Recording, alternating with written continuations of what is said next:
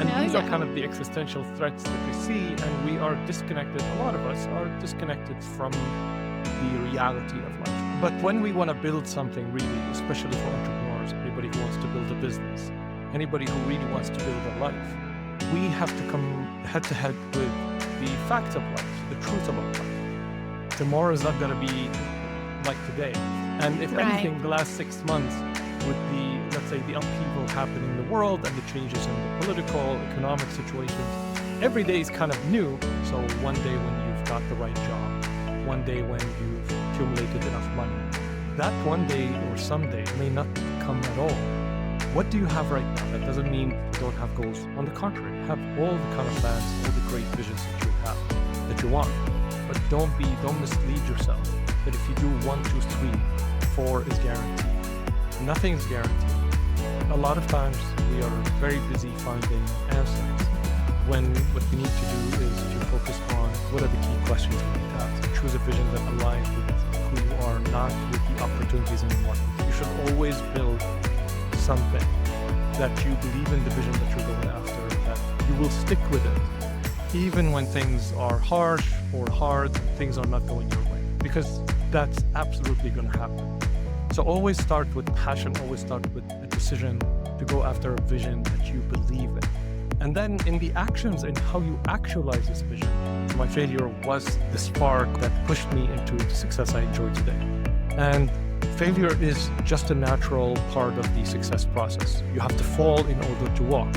You risk falling. You shoot at the hoop. We actually design failure into the process. You actually push the limit. It's like science. You push the limit to see where the experiment breaks, where things don't work. I believe that you have the ability to make choices right now in the moment that completely change the trajectory of your life. Life isn't about just checking boxes. It's about showing up fully, choosing honesty over comfort, and building something that is real in this world, full of purpose. Welcome to Rosabel Unscripted, the podcast where authenticity meets real life stories. I'm your host, Rosabel Unscripted, and in each episode, I dive into unscripted conversations about personal growth, life challenges, and the experiences that shape us. From heart-to-heart chats with inspiring guests to raw moments of self-discovery, I am here to share stories that connect us all. Whether you're seeking motivation, healing, or simply a dose of real talk, you are in the right place. So get comfortable, tune in, and join me on this journey of transformation, empowerment, and meaningful conversations. This is Rosabel Unscripted. Hello, everybody. Welcome back to Rosabel Unscripted. This is the space where we have raw and honest conversations about what really means to live with purpose, courage, and compassion. I'm your host, Rosabel Soulfield, and today I am honored to bring you a guest. He is a powerful blend of strategic brilliance and soulful reflection. His name is Hussein Hallak. Very nice to be here. Thank you for having me. Oh, you're very welcome. So, Hussein, you are the founder and you are an entrepreneur, kind of like me. You are also an author. You wrote a book. What is the title of your book? The title of my book is The Dark Art of Life Mastery. Wow. Later, I'm going to ask you what took you out there. But before we go into that, I just mentioned that you are an entrepreneur. So you are a CEO of a company named Next Decentrum. The company actually focuses on digital transformation. What we do is we realize actually for ourselves when we work with customers, if somebody handles your brand, somebody does the technology for you, somebody gives you some strategic consultancy. The problem is you have to kind of connect all of these dots and you have to bring them together and make them work. And most businesses are incapable of doing that. So we brought all of these together. We help people redesign their business and how they do the work. We help them uplift their brand. We bring the latest technologies in, whether it's off the shelf or we develop it for them. And we make sure that they diversify their revenue, introduce new products, and move to new markets. So it's a combination of all of these things done together, powered by powerful technology. And we love doing that. Wow, that sounds interesting. I'm a little curious. Decentrum, tell me about it. What is that? What is that title? Where does it come from? Well, centrum means center in Greek, and at the time, the decentralization was a theme, and I loved the blockchain technology and what it can bring to people, and the idea of removing a lot of power from the center to the outside. So the idea is, what is the next, let's say, decoupling of power? Because when you have centralization, you have a lot of power in the hands of a few. We believe that technology, all kind of technologies that are advanced, can actually take that power and distribute it. That's why our logo is made out of different pieces that are different in sizes, but they come together in a hexagon, which is the strongest shape in the world. In nature, actually, if you look at, let's say, bees, how hexagons kind of come together, there are hexagon shaped rocks as well. So it's a very powerful shape in the world. We believe that our diversity and bringing different pieces together in a strong whole is the future. So that is what we look for. We look for the next technologies that can help you build a great business from the sum of its parts. Wow, that's amazing. And I was just, as you're Thank you. talking about it, I'm also connecting on my field, for example, medicine. There's a word that I like very much, and it's holistic. And when I talk about that, a lot of people, when they hear the word holistic, they think anti medicine or this or that. But what it means is whole. Yeah. I love that the analogy of the hexagon. Noticed that you seem to have a deep commitment to helping others face what you have called the uncomfortable truths of life. And so, in that sense, people can emerge maybe stronger, wiser, more intentional.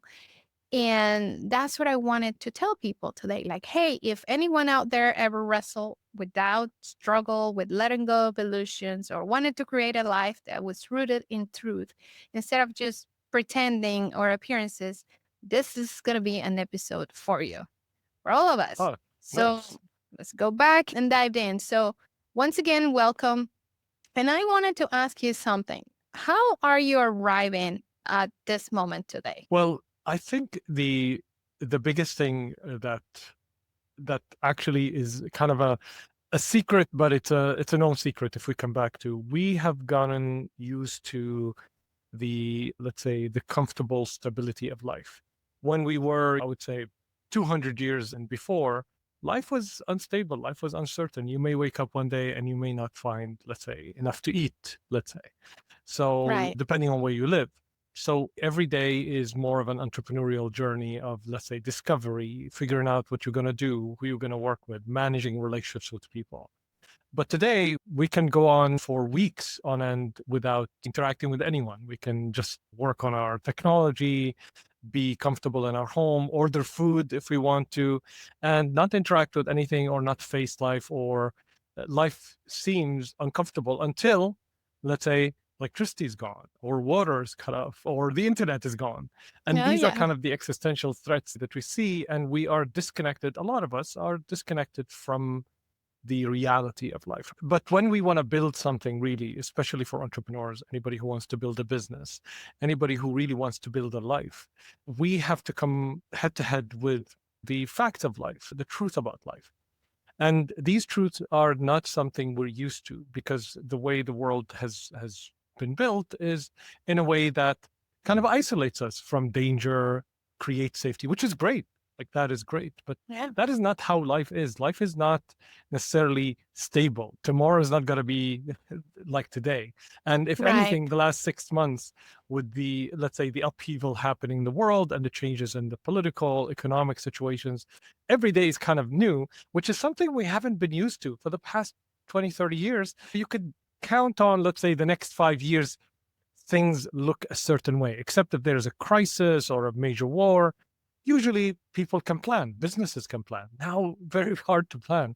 And that is how life has always been. It's not that having safety or stability is anything wrong with it. That's great. But it's just not real enough. Like, you take a job and say, oh, I've taken a job in a great company.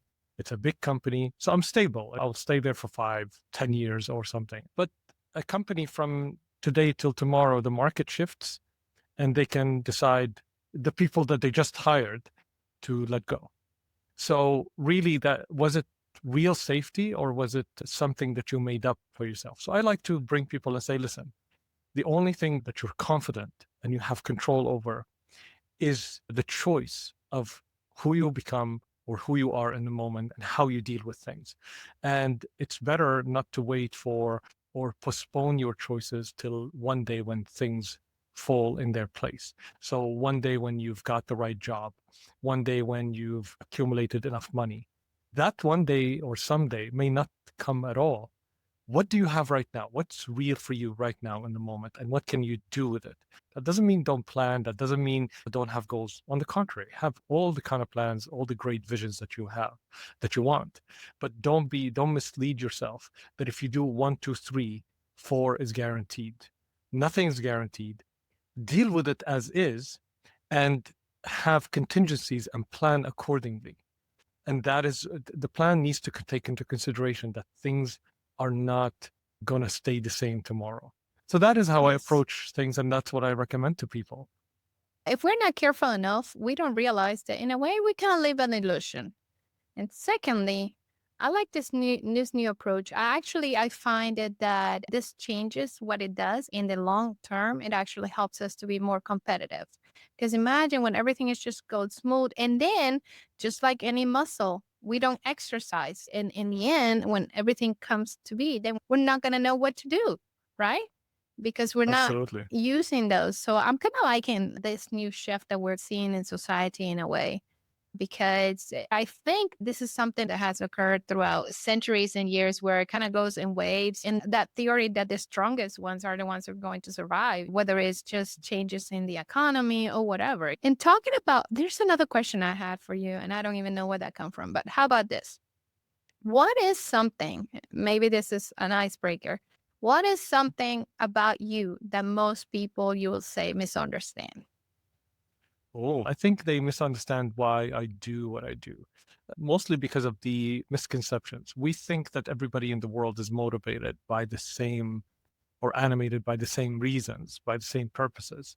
So I remember like me starting to write, and whenever I write about something a little bit more controversial or push the limits, people say, well, you're only just doing this for money. You really don't want to help people. And the reason why we say that is because we believe that we try to doubt people's intentions because it makes it more easier to understand.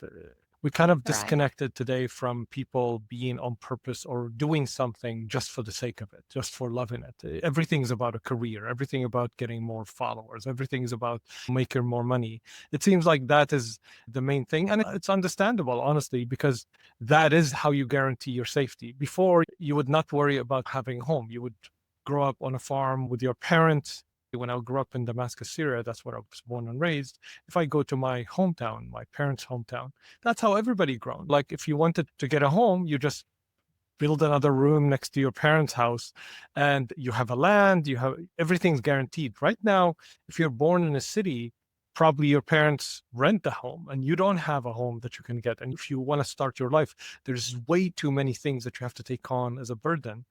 And therefore, the most important thing is where do I get that money? How do I guarantee my safety and security?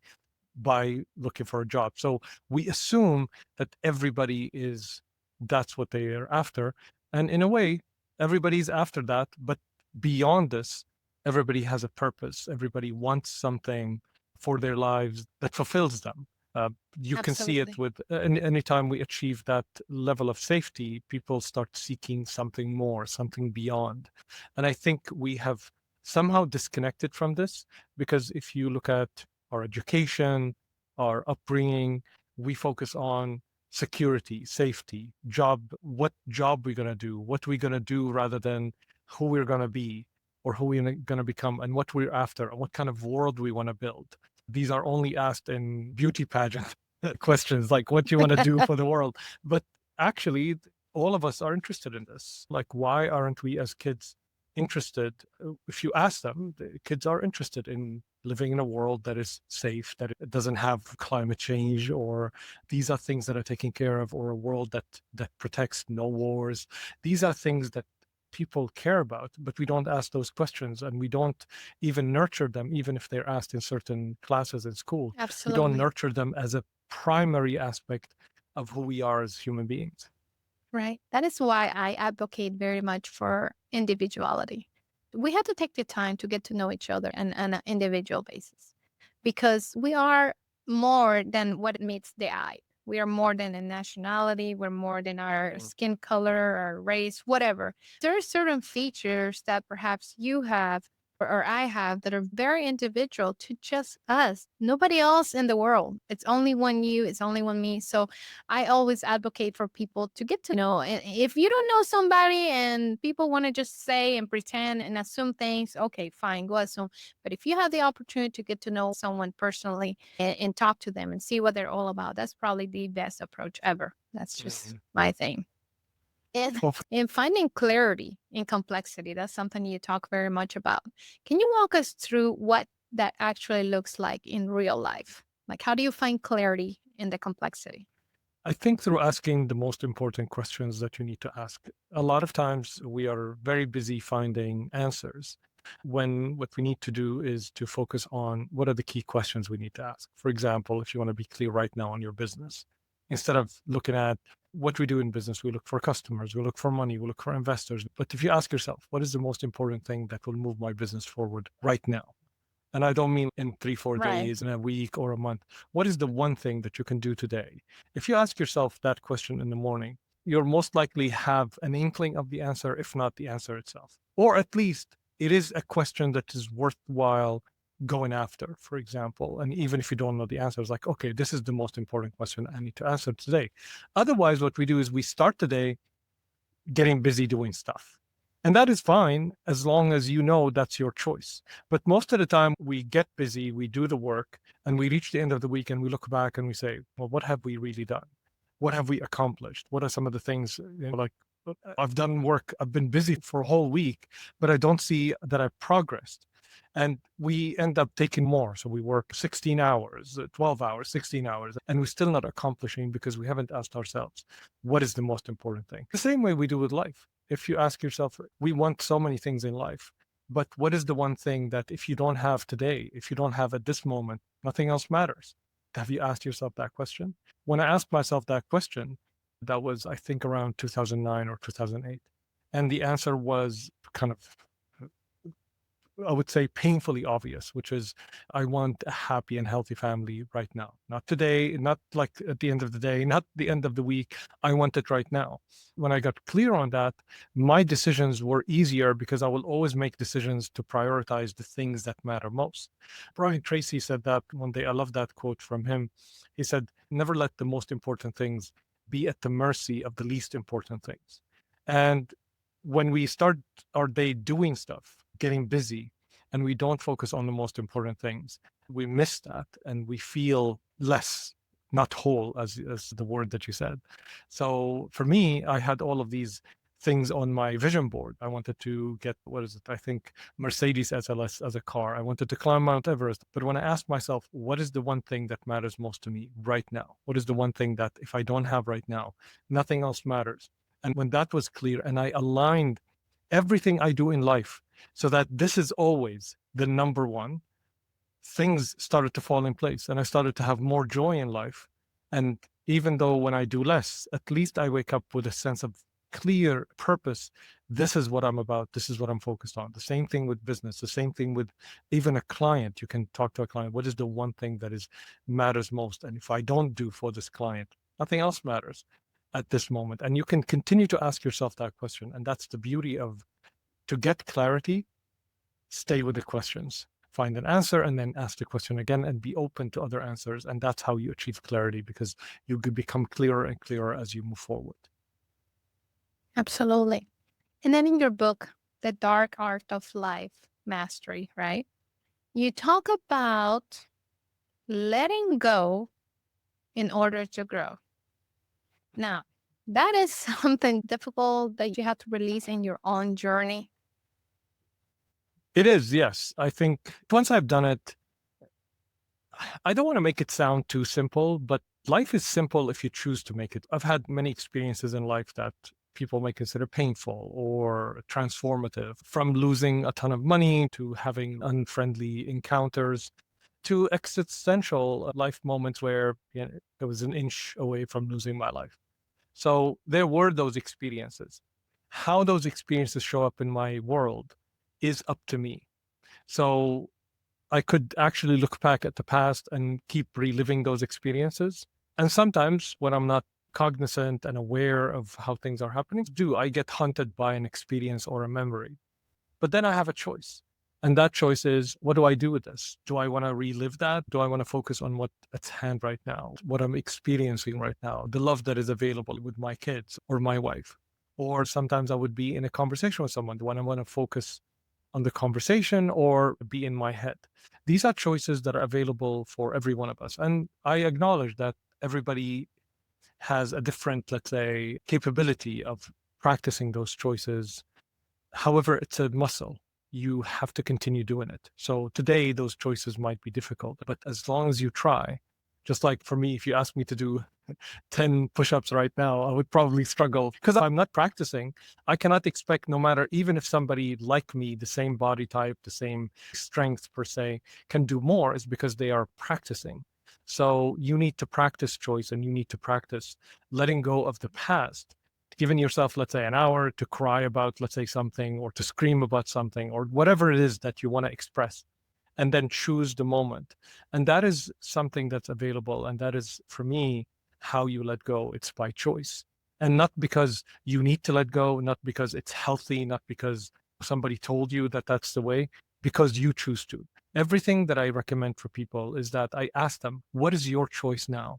Especially my favorite thing, well, it's not my favorite, but it is my favorite in a way, that when people are very, very sad or in a moment where they're overwhelmed with sadness, I ask them, I say, I hear you. This is extremely sad. What is your choice? Do you choose to stick with this for a few hours? Do you want to be sad? And that's perfectly fine. You want to choose to move forward and take action? Do you want to choose to talk to the person? What are your choices? And that shifts the conversation from, I am overwhelmed with sadness and I can't do anything, to asking yourself, what is the choice? And just engaging with that question starts allowing you the permission and the option to let go. And then if you want to hang on, it's your choice. So that is where this comes from. I think that question, when what I find interesting, because one time I was talking to a coach and she was a mom coach, and she said, ask yourself, I never thought about it. What do I need right now? And then I said, wow, I never thought about that. I never thought about asking a question. We're moving with emotions, and we're just like, a lot of times we're just on autopilot. It's almost Right. like when we breathe, right? We forget that we breathe. So by you asking that question, what you're creating is this sense of acknowledgement that I'm like, oh, I can be in control of this situation. I have a choice that I can make myself. I never thought about that. You also led so many adventures, like you built startups, you also worn many hats. How do you balance the ambition with staying authentic? I think one of the key things is the choice of the vision first. I worked with a lot of entrepreneurs, and the key is that you choose a vision that aligns with who you are, not with the opportunities in the market. This is something that we always insist on, especially when investing with an entrepreneur, especially when mentoring an entrepreneur. It's easy to say, right now, for example, AI is all the thing. I want to build an AI company. And the question is like, why do you want to build this? And they say, well, that's the trend. That's a very bad answer. Or there's a lot of money in this, or that's where the interest is. You should always build something that you believe in, the vision that you're going after, that you will stick with it, even when things are harsh or hard and things are not going your way, because that's absolutely going to happen. It's like Mike Tyson says, everybody has a plan until they get punched in the face. The same thing we say to entrepreneurs: the market will punch you in the face. The market will not respond to what your plan is. You might actually decide, hey, I want to do one, two, three, and I'm going to target the market. And the market may shift tomorrow. OpenAI may decide to move in a different direction and drive the market that way, and you will be left heading in a different direction that you built, not based on what you want, but based on what the market told you. So always start with passion, always start with a decision to go after a vision that you believe in. And then in the actions, in how you actualize this vision, in how you practice, these things need to align perfectly with how you do things. Now, that doesn't mean you know everything, but it is inspired by you as the founder, and you decide the culture at the very beginning because you are the custodian of this idea.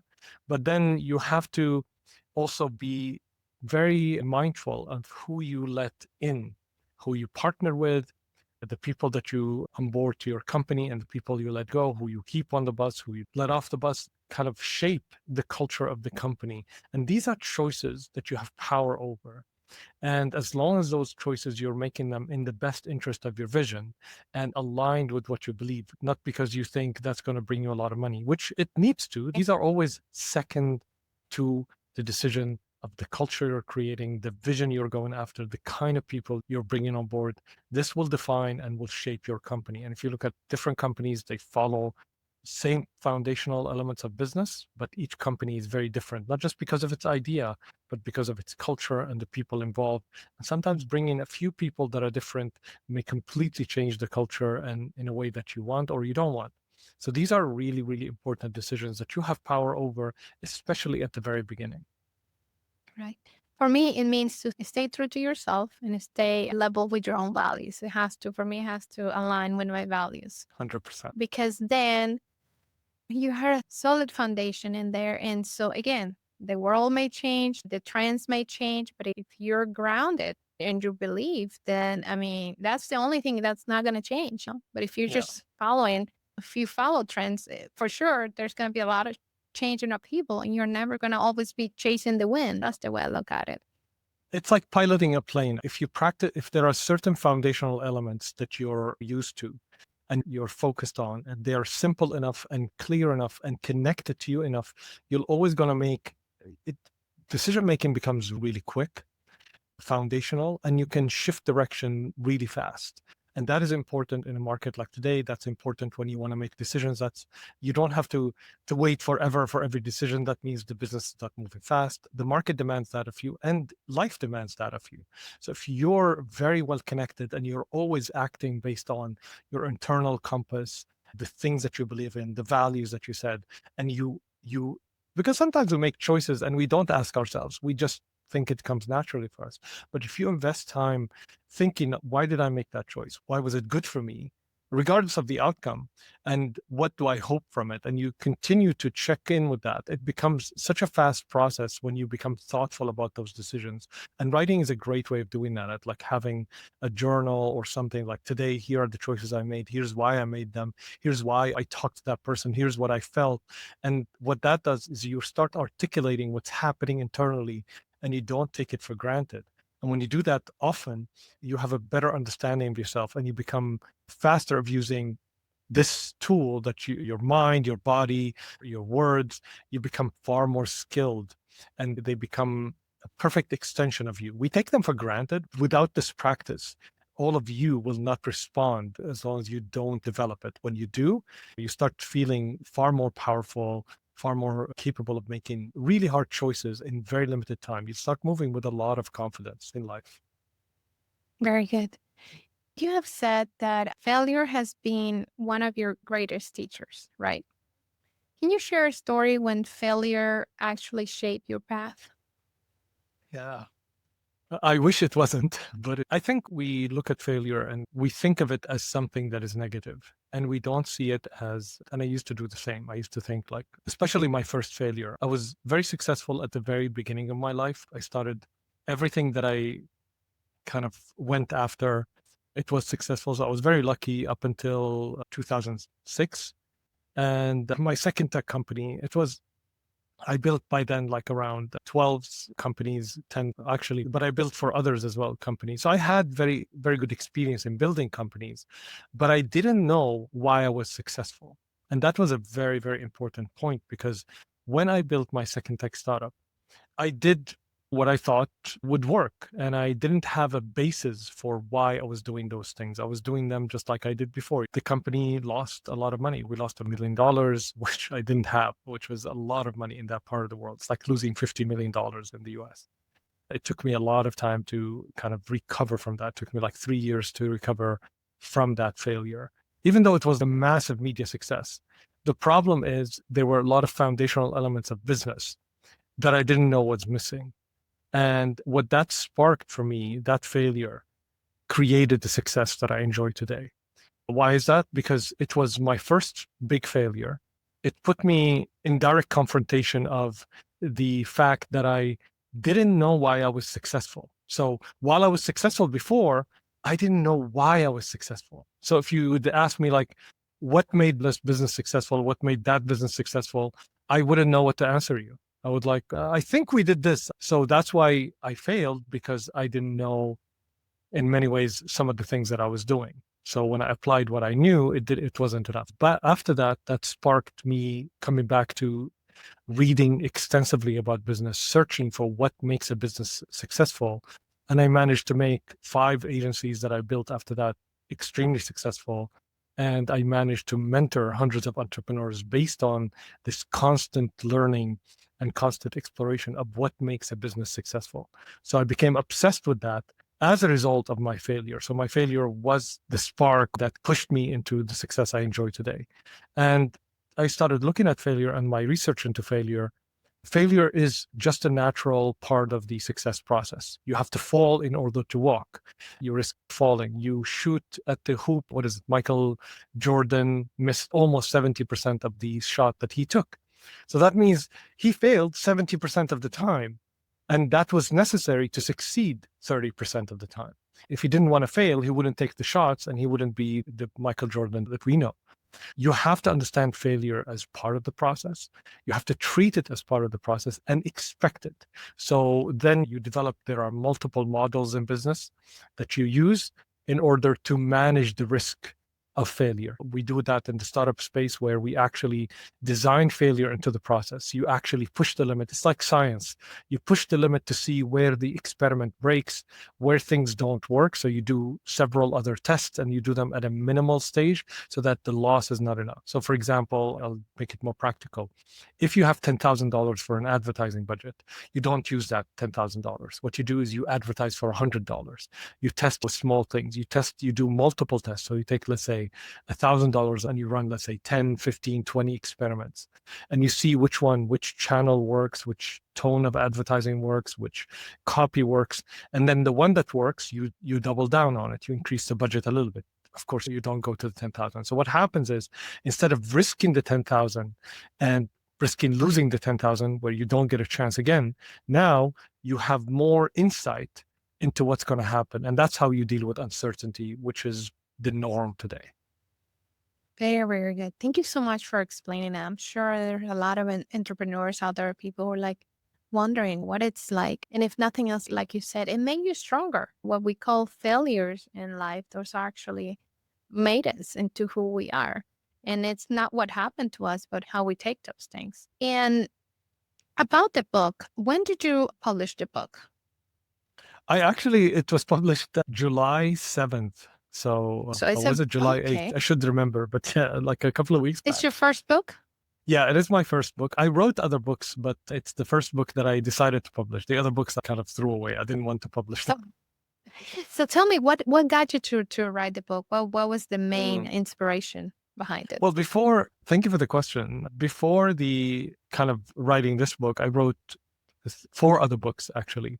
It was more about business. I wrote about blockchain, technology that I like. And I, halfway through some of the books, and some of the books I even completed them, I threw them away because I was writing them. I realized I was writing them so that I can become an author.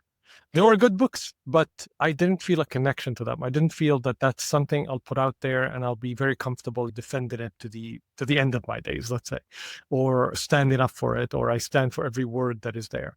So I kind of given up on the idea of writing a book or becoming an author or having that title, because that's what matters at a certain time. Nobody's above being vain sometimes, and I was, and that at that stage.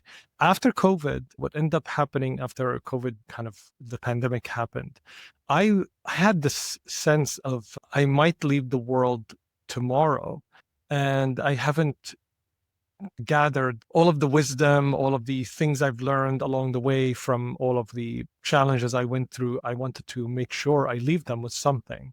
And I wanted also to leave the people I was mentoring. I was mentoring people, and the pandemic kind of separated us from people and that connection. And I wanted to leave people with something as well. I wanted to give them that. So that was the driver behind writing the book. I wanted to leave a legacy. And that legacy is not about my experience as much as about me. It's more about what did I learn that other people can benefit from and build on. And that was what I wrote about. Oh. I was just about to ask you about what kind of legacy were you intentionally building. But at the same time, I also want to know about, you have led multicultural teams across continents. What has this taught you about leadership and connection? Mhm.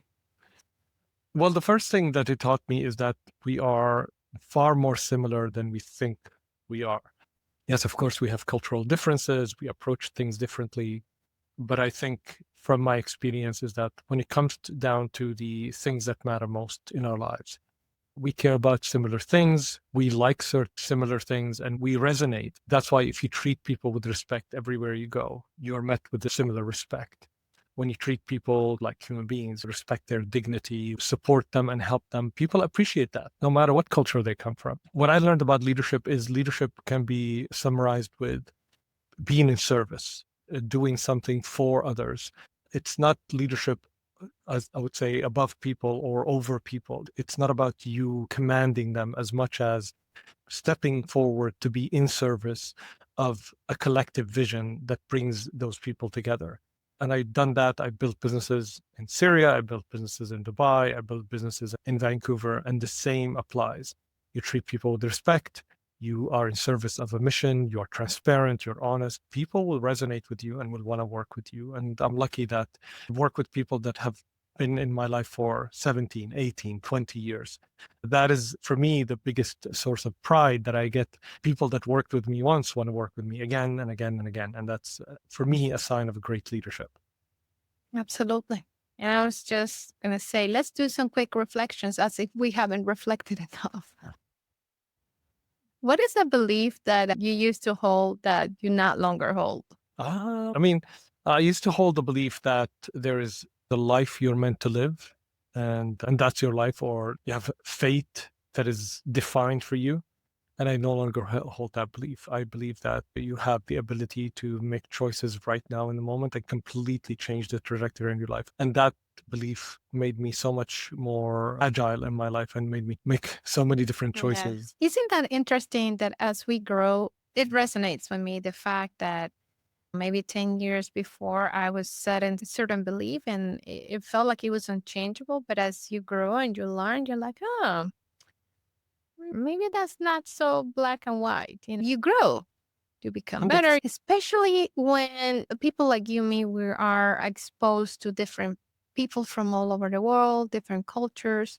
It's quite different as if you were just in the same group. But when you start seeing other perspectives, things do change. At least for me, I mean, having an open mind in so many ways, you Mm. start seeing the perspective of others, how other people see even the same topics. I'm like, or maybe you become more understanding or respecting. You may not agree with them. It has been my experience that I am much more open to listen, even if it's something that I don't agree with. It's just much better now. Maybe we're Yeah. just getting older and wiser, right? Yeah, well, for me, it's more of a matter of what you're committed to rather than what you believe. A belief is Right. something, a set of things that you developed or you Right. understand or you're comfortable with. I would say a commitment is a conscious choice. That's different than a belief. So like as I said, I believe that there are many things that you actually believe that you don't even know that you believe until you ask yourself, what do I believe about this? Exactly. But commitment is a conscious choice. Like you can be committed to your family, even if you didn't probably believe in family before. You might actually say that you didn't believe in family in the past.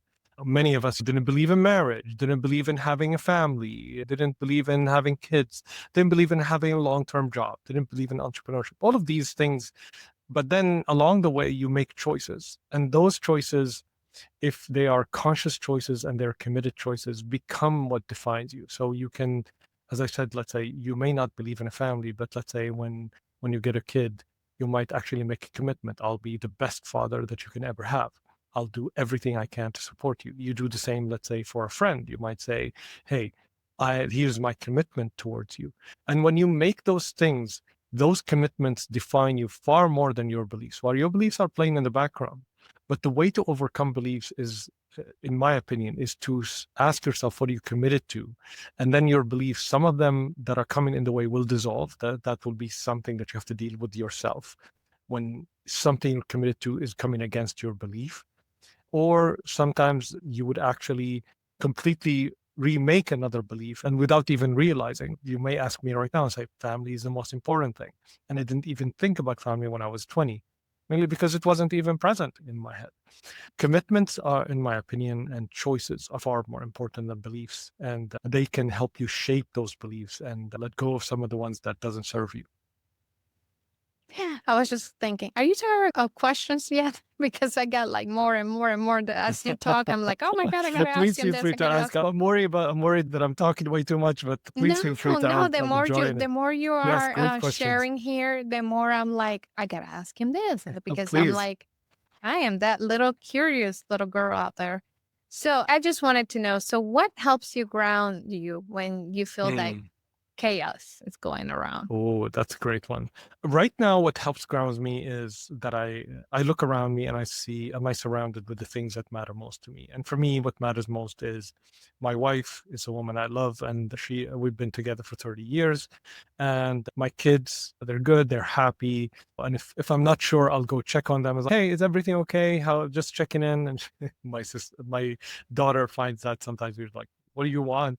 She's That extremely nice, but she must be a teenager, right? yeah, but we were just sitting together. That's why she asked. I was like, "What do you want?" We're just sitting Right. together. Why? I said, because it just occurred to me. So I think this is what helps ground me is that uh, number one, looking around me and seeing the things that matter most to me. Do I have access to it? Am I actually working on it? This thing always grounds me. The other thing is that if there is something I'm worried about, I immediately act on it. Like if somebody comes to mind and say, this person I haven't spoken to for a while. So usually what I used to do is I would get into like a blame game. Like, oh, I didn't talk to this person. Oh my God, I should call them. I'm a bad friend. I'll start going down that route. And now I don't Mhm. do that. It's like, oh, I should call this person. So even though, let's say I may have not talked to them in Yes. several months, I'll jump in and I'll talk to them as if it's like, hey, what are you? You just came to my mind. How you're doing?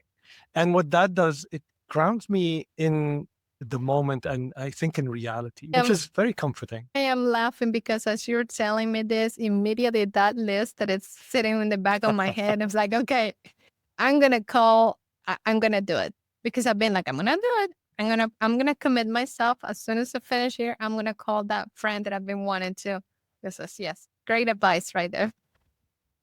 I'm glad you find it like that. We all fall into this, right? We have these things Yeah. that we want to do the checklist. I mean, my checklist keeps on growing, which is another Yeah. trick I use. Everything that comes to mind, I'll write it in one Yes. checklist.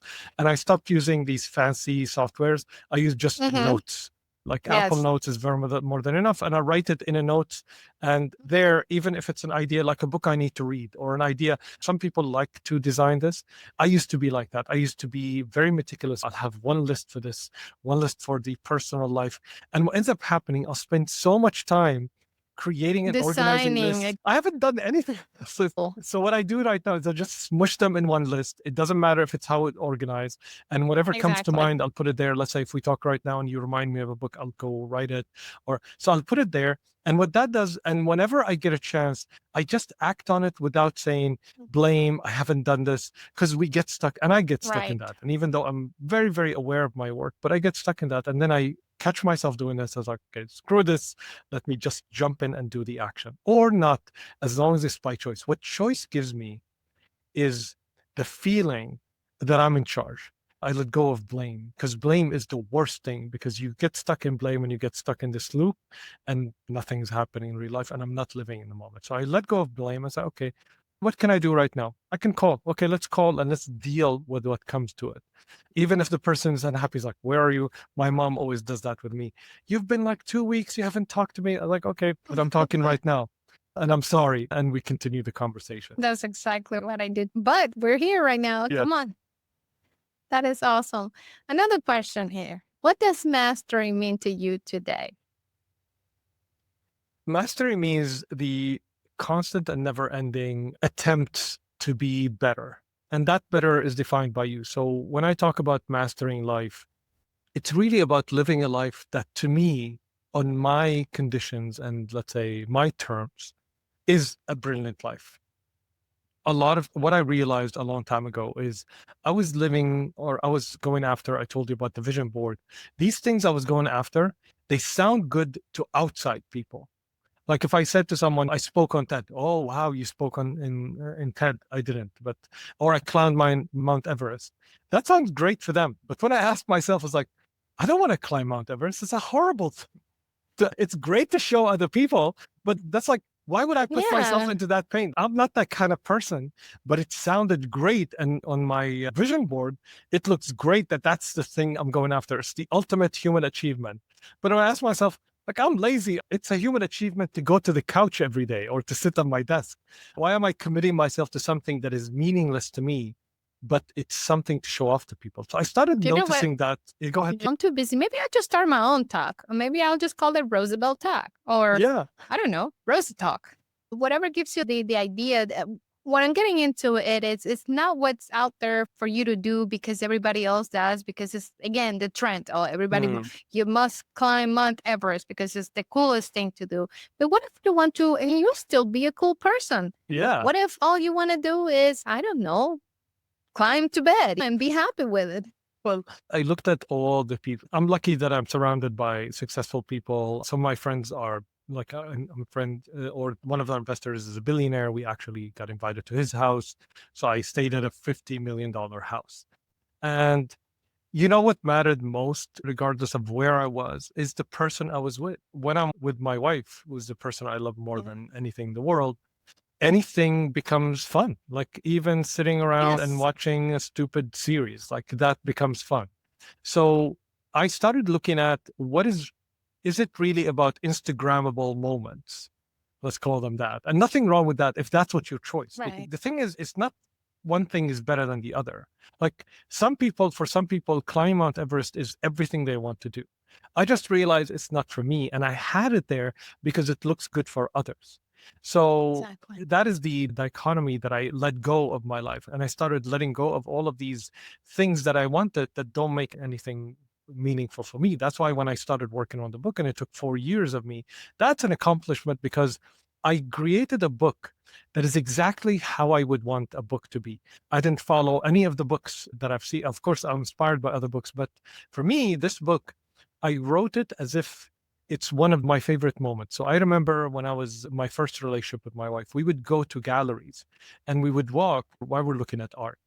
So we'll look at the painting. Sometimes, depending on the conversation, we'll see the painting will spark something else, or we look at the painting and it sparks an idea. We'll talk about poetry, and it's one of the most enjoyable things that I think anybody can do.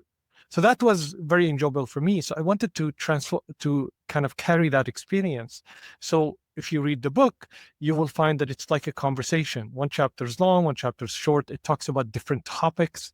And every chapter has its own artwork that is created by an artist called Antonio Peide, who's a Portuguese artist. I gave him the book and I told him, I love your art. Read the book. If it resonates with you, I would love for you to do the art for the book. So he read the book, he loved it. And he said, yeah, I would love it. And he showed me some sketches and he had complete freedom to create those artworks. So the artworks are connected to the topic, but it's his complete manifestation. It wasn't actually driven by me. I didn't even have creative direction over it, even though I love to control, but it wasn't a design. It was more of a co-creation. And this is what the book, and I managed to create that book. And it was actually a lot of work for 4 years. And it was like my heart and soul in it, not just as the writing, but the way I wanted it to happen. And luckily enough, I found people that are interested to produce it as the way it is, rather than telling me, oh, you need to change something. I remember when I gave it to the copy editor, they said, there's no work for us here, in the sense they fixed a few typos and stuff, but they said, your book is ready for publishing. And I was so ecstatic because I put years of my life in it and I didn't want to change it, but I also would respect some input from outside. So this is for me a bigger accomplishment than Mount Everest, for example, not in size, not in effort, but how much it means to me. Right. And that is what I advise people, and what I wish for people is for them to choose to live their lives on their own terms, to go after things that means the world to them. And that is how we can become this brilliant kind of species that collaborate together. Because if you ask two people who grew up even in the same culture, they don't want the same things. So we want different things, and we can work together, and we can go after the things and support each other. And competition can look far more different than, let's say, what it looks like today. Absolutely. And I always tend to ask this question to my guests. For example, if someone is that's listening right now and they feel stuck, unclear, overwhelmed, what would be one honest action that they can take today? I think the first thing that they can do is write down everything they want. So everything that comes to mind that they want, that would make their lives the way that they dreamed it. So let's say if a dream life it is, what those would be. So they would write them. Some of them would be like 10 things. Some other people may be as creative, they might write 100. And then they should ask themselves, which one of these, if they don't have, none of the others will matter. And usually it will be one thing. One thing that if they don't have, none of the others will matter. For example, they may say, I want, let's say, X million dollars in my bank account. And then they will realize, well, if I don't have somebody to enjoy it with, that wouldn't matter. So that would be first. Or they would say, I want to be known and famous, whatever. But if I'm not, let's say, built my own company or invented something, none of that would matter, depending on where they are in their lives. Everybody has different things that matter to them. This act alone will give them so much clarity in life and will give respect to all of the other things. It doesn't mean that the others don't matter. It just means you have in front of you everything that you think you want, and you are clear on the thing that matters most from them. And then that clarity, then you take one action, one simple action towards that thing. I usually ask this question. It's like, what if you had all the time and money in the world? What would you do? And you write everything you want to do. And then what if you had no time, no money at all? What is one small thing that you do? And that thing, I was in Vancouver 10 years ago, and I wanted to become an author. And if I had all the time and money in the world, I said, I will sit down and write books. Then I asked myself, well, I'm here, I'm new in Vancouver, I'm looking for a job. I barely have enough time. Like I go downtown in the morning and I'm just meeting people, trying to find a job or trying to build my network. And then I come back in the evening. I said, what is the smallest thing I can do if I don't have any time and money? I said, well, I have 10 minutes on the bus, I can write. So I started writing on the bus downtown and coming back. And that ended up being several articles on LinkedIn that exploded my reach and enhanced my visibility with others and led to jobs that I didn't expect. So when people kind of connected with me on LinkedIn, they see I would write 10 years ago. Now everybody writes on LinkedIn. 10 years ago, that was very rare to have, let's say, several articles and to be well written and to talk about your experience. So it's very important to write everything you have if you have all the time, money in the world, and then decide what is the one thing you can do. And these things will get you, like these kind of exercises will get you far more clarity and will give respect to all of the things in your mind. So your mind is more calmer and more clear on the choices you want to make. If you leave the ideas just plain in your head and try to select them while in your head without writing them or putting them on paper, it will not work as well. I believe in the power of writing. I'm an author myself, and my book was published this year. I've been writing since I remember, journaling. When a day goes by and I don't write something, my mind immediately goes like, you haven't written today. Hussein, I believe one of the things that perhaps I've learned from you today is that life isn't about just checking boxes. It's about showing up fully, choosing honesty over comfort, and building something that is real in this world, full of purpose. Because in this world, there's a lot of noise out there, right? I just want to tell our listeners today that if something was stirred inside of you from this conversation, if it made you pause, reflect, or breathe, I would like to invite you to explore more of Hussein's work, whether it's going to your website, which, by the way, I'm going to ask you now, how can people connect with you? Because I know you have several, but I want to let you tell us. Thank you. Search Hussein Hallak on Google, I'll show up, or husseinhallak.com. You'll find all the links there. I'm on Substack, I'm on LinkedIn. I would love for them to read the book, obviously. And if they have a question, they can reach out to me. I love the engagement, and hopefully it adds value to you and the people around you. I think it will. And let me tell you what We talk about time and all those things, but I do my best. I'm very curious, as you can tell. I get very interested. I wish I have the time to read everybody's book, but I'll tell you, I personally have written some of the authors that here, even if it's just a minute a day, and I am for sure going to read your book. I'm not going to tell you it's going to be by the end of next week, but I do because I always like the idea of, for me, it's like a window to getting to know someone. I have a book myself, and I think if someone wants to get to know me a little bit better, go to that, especially because it's a memoir, right? But I think for what you have told me, it's perhaps your book is not just a read. It could be just a wake up call. And so for many, many of us. So for all of you, let's keep the conversation going. Share the episode with someone who's ready to leave with more clarity, less illusion, and one last thing. Is there anything I have not asked you that you're like, I really want to get that out there? I want people to hear this. I think you asked some very great questions. I really enjoyed the conversation. Thanks for having me. I think the one question probably is that what is a passion of mine that I haven't yet accomplished, or it still stays in my mind? And very few people know that. And probably now, because I'm on several podcasts, they will know it better. I want to be a rock star. And that's still that's still my passion. Oh, Yeah. I used to play guitar and I used to headline a band when I was in Syria. And that's still one of my long lasting dreams that I still hang on to. And it's okay. And I'm not sure if it's ever going to happen or if it'll happen, but it's nice to hold on to a dream. Like that's why whenever nobody's around, I put rock music on loudspeaker, and my neighbors hopefully wow. will call the police, and I start singing with the highest level of my voice, which is a way for me to actualize the thing that I love. So hang on to the stuff that you dream about and don't let them go. I still have a dream, but I don't know if it's something that perhaps I want to materialize. More like a hobby. I love Yeah. singing. And I am into, I mean, I love singing. And every time I have the chance and opportunity to sing when I'm like in a small reunion and I found there's a little, I don't know, a speaker out there and I got a Wi-Fi, let's do some karaoke, start singing. I love singing. Yeah, absolutely. Yes. Well, Hussein, it's been such a pleasure to have you here. Thank you so much. I love when people come in and we just have these conversations. We talk about what matters to us. That's all it is. I hope you enjoyed it. Thank you again. Go out there, go to Hussein's website and check out his book, The Dark Art of Life Mastery. Wow, what a title. I like it. Thank you, Rosa, for the brilliant conversation. Thank you for having me. You're very welcome. Okay, everybody. We'll see you next time. Thank you again. Have a great day, everybody. Bye-bye. If this episode spoke to you, if it sparked a thought, a feeling, or a shift, I invite you to subscribe to my channel so you don't miss an episode.